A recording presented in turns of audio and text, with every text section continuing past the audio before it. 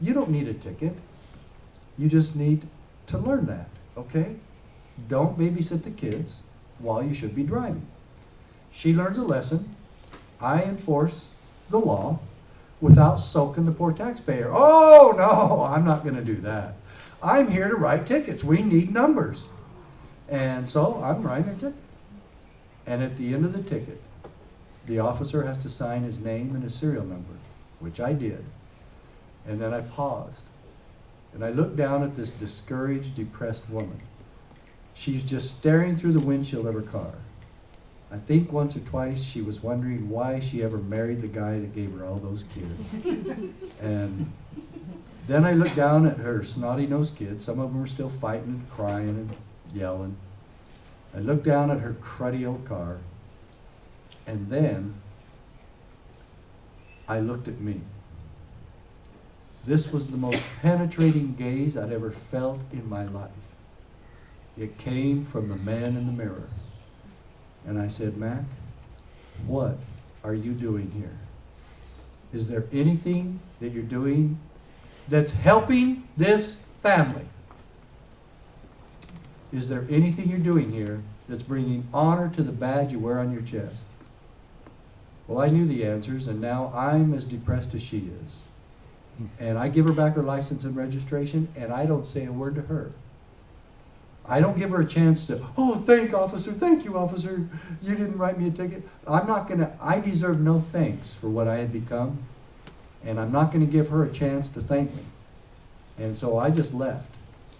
And I'm really wrapped up in my own shame and guilt.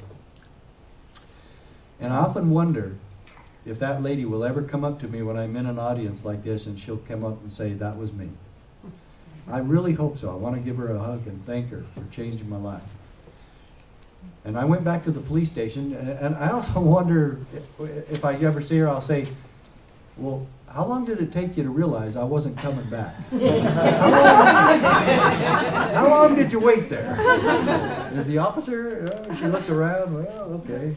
And so I went back to the police station, tore the ticket up, and I wondered and wandered around the rest of the night, wandering around, wondering why I was a cop and what law enforcement and government were all about and why I was in this line of work. And I decided that I had to start all over. Now, I've been a cop for 3.5 years. I've already worked undercover. I've worked all the kinds of cases you can ever imagine. Why and how would a cop try to start all over after 3.5 years? How do you do that? I don't know. I just knew I had to. The next day, this is swing shift. Swing shift starts at 3, briefings at 2:30. I came in about 2:15.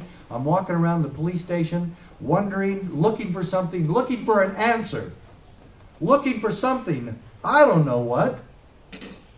And then I went on the city side, and I ended up in the city clerk's office. And she goes, Officer Mack, can I help you? I said, well, and I don't know why I asked this, but I asked it. And I said, when I took my job here, did I take an oath of office? Well, why did I ask that? I don't know, but I did. She goes, of course, you can't take your job unless you take an oath, and you signed it. And before I could ask, she burned me a copy and handed me it, and I read it. And I solemnly swore in God's name that I would faithfully uphold, defend, and obey the United States Constitution. And now I'm going to go quit my job. You know why? Because I was a liar and a hypocrite. I swore an oath to uphold and defend the Constitution and never read it before in my life. And I signed that paper so I could get a fun job and drive cars as fast as I wanted, anytime I wanted, on or off duty. Because we don't write tickets to each other. Just you peasants. Okay?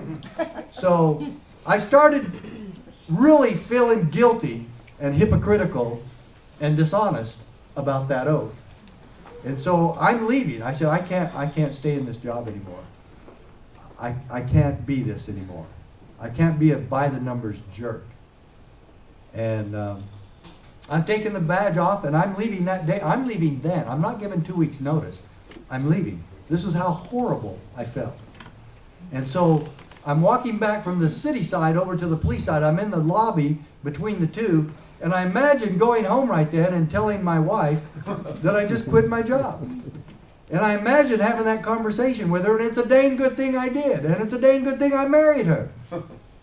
Because the conversation went like this. She goes, now let me get this straight, Mac. You quit your job today because you're a liar and a hypocrite. Is that right? Yeah, I'm sorry. I'll do anything you say because I'm in the wrong here. And she goes, well, you couldn't consider perhaps keeping your job and quit being a liar and a hypocrite? Now, do you see, Tobin, do you see how smart these ladies are? You see that? Yeah. They're not even there, and they win the argument. And I'm going, oh, thank the good Lord for a good wife. I put the badge back on my uniform, went down to briefing, then I went home. There's the pretty little blonde girl. And she goes, what are you doing home? And I said, I'm getting the World Book Encyclopedia. And she goes, to go on shift? And I said, yeah, the one that says U.S. Constitution. You see, nobody had given me one of these. This is about 1983 or 84. So I didn't have one of these. This would have been a lot easier to read in my patrol car, wouldn't it? You know, Constitution and Declaration of Independence. Right there. There it is. There's our whole country. You know? And so I had this great big old book, the World Book, and I kept it in my patrol car for about a week. And any time I wasn't on a call, I was reading, especially the Bill of Rights. And if you're a by-the-numbers jerk cop, which one of the Bill of Rights just knocks you right in the head? Not the fourth, not the fifth, not the first. No excessive fines or bail. Which one's that one? 8. 8 really affected me. Nor cruel and unusual punishment inflicted.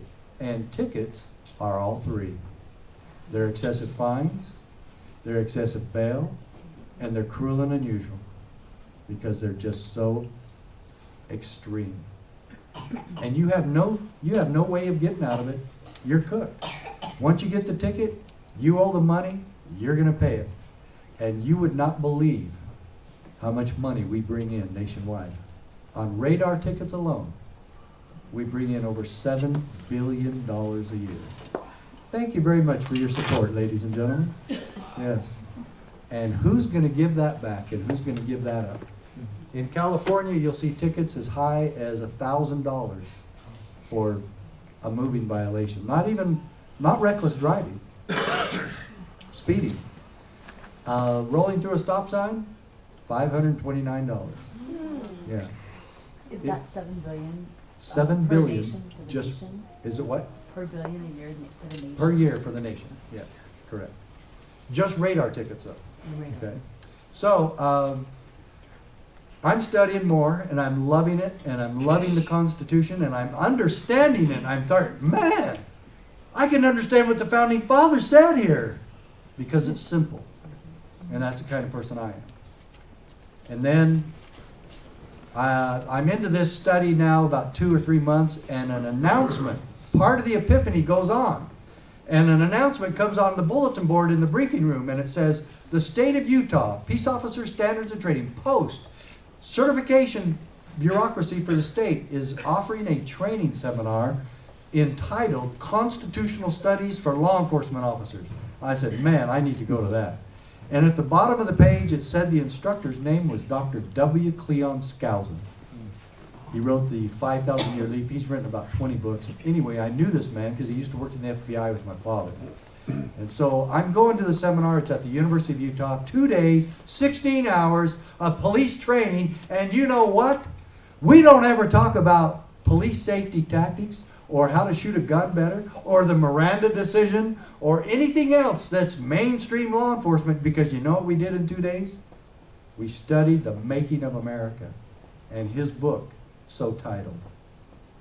And while I was there, I took another oath. I just took it to me.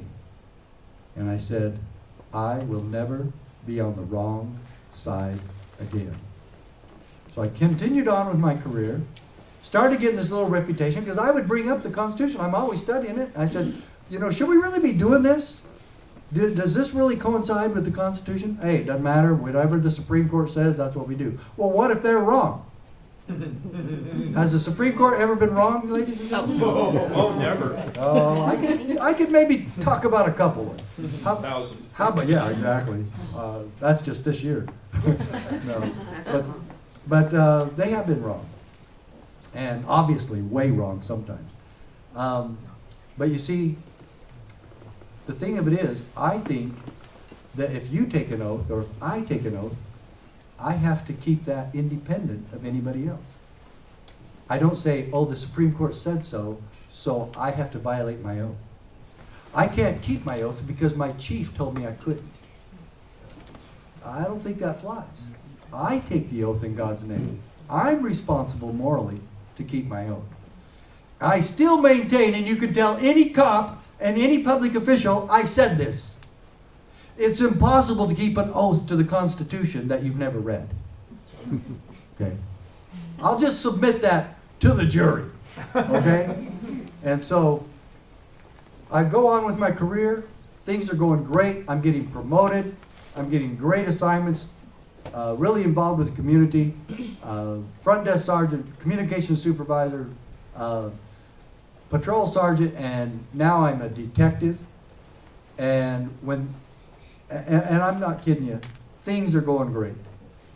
And you know what happens when things are going great in your life. The in-laws call.